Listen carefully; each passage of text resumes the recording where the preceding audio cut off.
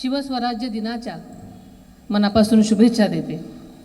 आजच्या या कार्यक्रमासाठी उपस्थित असलेले पुणे जिल्हा परिषदेचे अध्यक्ष श्री वीर धवल जगदाळे साहेब, उपाध्यक्ष श्री विवेक वळसे पाटील, तसेच विविध विषय समित्यांचे सभापती श्री अमोलजी नलावडे, श्री जितेंद्र बडेकर, दीपालते हुलावळे, तसेच जिल्हा परिषदेचे सर्वच सन्माननीय सदस्य, त्यामध्ये गटनेते संभाजी ढोले, तुषार थोरात, रुपालीताई झेंडे, दीपालीताई गव्हाणे, मोनिकाताई हरगुडे, अनंता पावशे, शांताराबापू इंगवले, करंजी खलाटे, विक्रमजी कुटवर, रोहिणीताई कदम, सागरजी शिलार, नंदाताई लोणकर, सर्वच सन्माननीय लोकप्रतिनिधी, मुख्य कार्यकारी अधिकारी श्री गजाननजी पाटील, श्री चंद्रकारजी वाघमारे, जिल्हा परिषदेचे सर्वच अधिकारी, कर्मचारी व संपूर्ण टीम, सर्व सन्माननीय पत्रकार व सर्व मीडियाचे प्रतिनिधी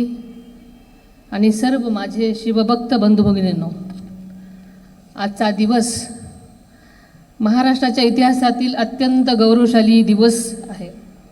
6 जून 1674 रोजी रायगडाच्या पवित्र भूमीवर छत्रपती शिवाजी महाराजांचा राज्याभिषेक झाला आणि खऱ्या अर्थानं रयतेचे राज्य हिंदवी स्वराज्याचा अस्तित्वात आलं। हा केवळ राज्याचा राज्याभिषेकच नव्हता, तर तो स्वाभिमानाचा, स्वातंत्र्याचा आणि लोककल्याणकारी चळवळीचा विजय होता।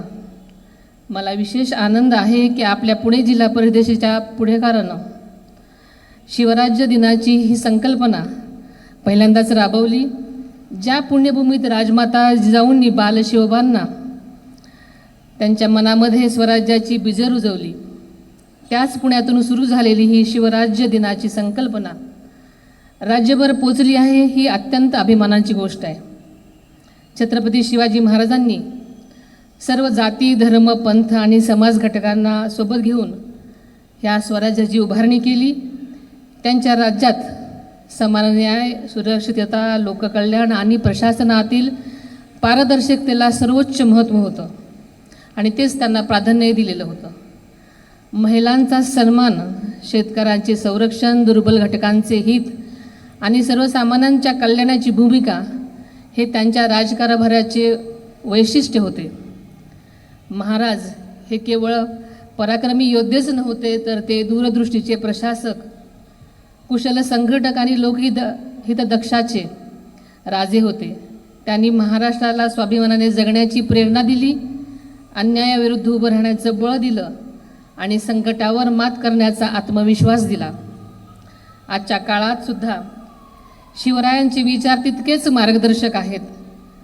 समाजामध्ये एकोपा, बंधुता, सामाजिक न्याय आणि विकासाची भावना रुजवण्यासाठी त्यांच्या विचारांचे स्मरण आणि आचरण आवश्यक आहे।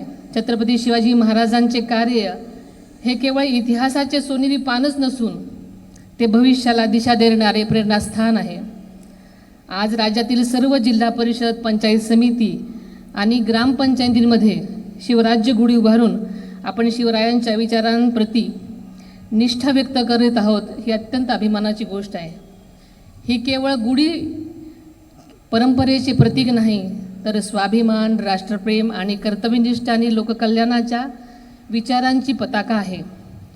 आजच्या शिवस्वराज्य दिनाच्या आपण सर्वांनी मिळून छत्रपती शिवाजी महाराजांच्या विचारावर चालण्याचा, समाजहितासाठी आणि कार्य करण्याचा आणि महाराष्ट्राला अधिक सक्षम, समृद्ध आणि प्रगत बनवण्याचा संकल्प करूयात।